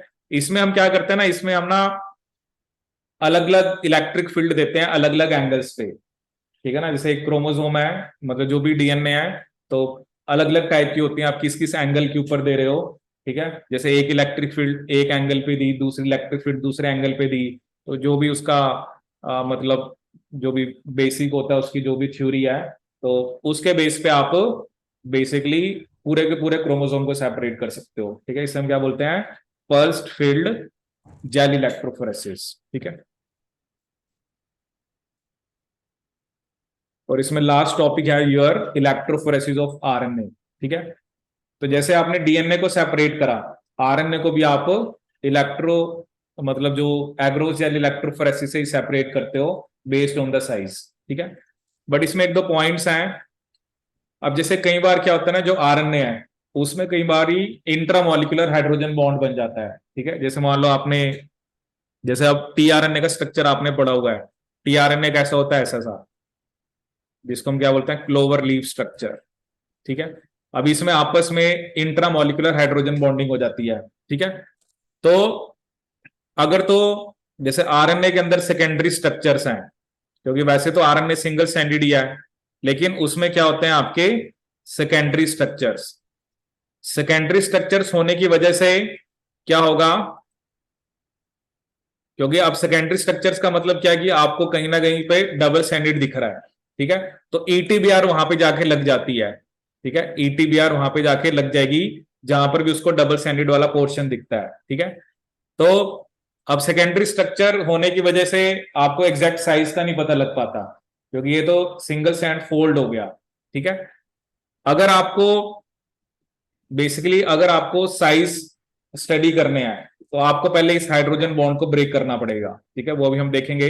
हमारे पास कुछ ऐसे केमिकल्स आते हैं जो कि हाइड्रोजन बॉन्ड्स को ब्रेक कर देते हैं, या खुद बेसिस के साथ जाके हाइड्रोजन बॉन्ड बना लेते हैं। ठीक है, जैसे ये देखो यहां पर मेंशन्ड है,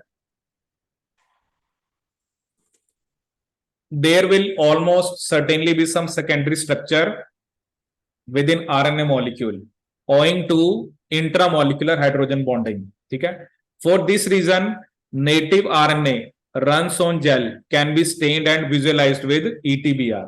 ETBR कभी भी सिंगल स्ट्रैंड के साथ बाइंड नहीं करेगा। ठीक है, सिंगल स्ट्रैंड के साथ वो कभी बाइंड नहीं करता। ठीक है, लेकिन क्योंकि आरएनए के अंदर सेकेंडरी स्ट्रक्चर्स होते हैं तो वो उनके साथ जाके लग जाता है और वो ऑरेंज कलर के बैंड आपको दिखाएगा। ठीक है, लेकिन अगर हमारा ऑब्जेक्टिव ये है कि हमें बेसिकली आरएनए के साइज को डिटरमाइन करना है, तो पहले आपको आरएनए को डीनेचर करना पड़ेगा। ठीक है, ताकि उसमें जो आपस में हाइड्रोजन बॉन्ड बने हुए हैं वो ना हो। ठीक है, उसके लिए हम ये तीन डीनेचरिंग एजेंट्स होते हैं, क्योंकि एक होता है formaldehyde, glyoxal and methyl mercuric hydroxide. ठीक है, ये जो तीन होते हैं ये जनरली क्या करते हैं, ये खुद बेसिकली एक तरह से एडक्ट बना लेते हैं, मतलब ये खुद नाइट्रोजन बेसिस के साथ रिएक्ट कर जाते हैं ताकि आपस में बॉन्डिंग ना बने। ठीक है, ये आप लिख सकते हो। ये तीन आपके डीनेचुरेटिंग एजेंट्स कौन से हैं? Formaldehyde, glyoxal and methyl mercuric dimethyl mercuric hydroxide. ठीक है, ये करते क्या है? So after heat denaturation, after heat denaturation comma each of these agents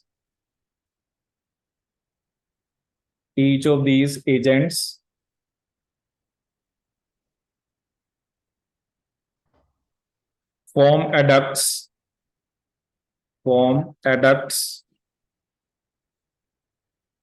with amino group of guanine and uracil,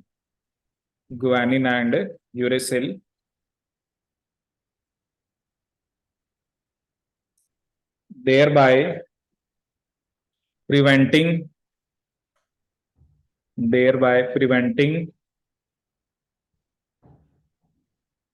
hydrogen bond formation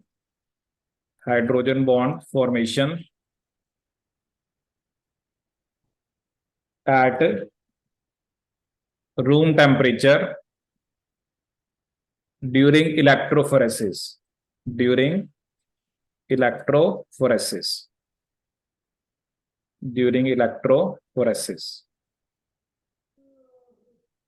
ठीक है, after heat denaturation, क्योंकि ये जो एजेंट्स हैं ये ग्वानिन और यूरेसिल के साथ जाके एडक्ट बना लेते हैं। ठीक है, और क्योंकि मैंने आपको बताया कि आरएनए तो ईटीबीआर से स्टेन नहीं करेगा। ठीक है, उसके लिए हम एक डाई यूज करते हैं, एक्रिडिन ऑरेंज। ठीक है, एक्रिडिन जो ऑरेंज होता है वो जनरली आपके सिंगल स्ट्रैंड के साथ मतलब क्या करती है, वो रिएक्ट करती है। ठीक है, क्योंकि ये सिर्फ सिंगल स्ट्रैंडेड के साथ क्या आपकी जाके बाइंड कर जाएगी। ठीक है, क्योंकि इसकी एक खास बात भी होती है एक्रिडिन ऑरेंज की, कि जैसे अगर हम डीएनए से इसको करा रहे हैं, ठीक है, या आरएनए भी है, क्योंकि अगर तो सिंगल स्ट्रैंडेड है, ठीक है, अगर तो क्या है, जैसे अगर हम डीएनए की बात करें, अगर तो डीएनए सिंगल स्ट्रैंडेड है तो ये एक्रिडिन ऑरेंज जो है ये ऑरेंज कलर देता है, कई जगह ऑरेंज या रेड लिखा होता है, लेकिन डबल स्ट्रैंडेड डीएनए के साथ ये आपका ग्रीन कलर देता है। ठीक है, क्योंकि ईटीबीआर तो डबल स्ट्रैंड के साथ ही बाइंड करेगा या जहां पर भी स्टैकिंग होगी। ठीक है, तो एक्रिडिन ऑरेंज होती है वो मतलब ऑब्वियसली सिंगल स्ट्रैंडेड आरएनए के साथ बाइंड कर जाएगी और ये ऑरेंज कलर देगी। ठीक है, लेकिन अगर डीएनए के केस में आपने यूज करना है, क्योंकि अभी जो हम सेपरेशन कर रहे हैं उसमें डीएनए आपका डबल स्टैंडर्ड फॉर्म में ही है, ठीक है। बट चलो कुछ ऐसे वायरसेस भी होते हैं जिनमें डीएनए सिंगल स्टैंडर्ड फॉर्म में भी होता है, या कुछ ऐसे वायरसेस होते हैं जिनके अंदर डीएनए डबल स्टैंडर्ड फॉर्म में होता है, ठीक है। तो इस डाई की क्या खास बात है, ये सिंगल स्टैंडर्ड के साथ अलग कलर देती है। मतलब उसके पीछे ये रीजन होता है, ये ना मोनोमेरिक फॉर्म में अगर सिंगल स्टैंडर्ड है तो एक्रिन ऑरेंज एक ही लगेगी, ठीक है, तो वो अलग कलर देती है। और लेकिन अगर डबल स्टैंडर्ड है तो मे बी वो दो जाके लग रहे हैं, और अगर वो दो जाके लग रहे हैं तो वो अलग कलर दे रहे हैं, ठीक है। तो स्टैंडर्डनेस भी आप एक्रिन ऑरेंज से बता सकते हो, और आरएनए को स्टेन करने के लिए भी हम क्या यूज करते हैं, आपकी एक्रिन ऑरेंज, ठीक है। तो ये हो गया हमारा इलेक्ट्रोफोरेसिस ऑफ न्यूक्लिक एसिड्स।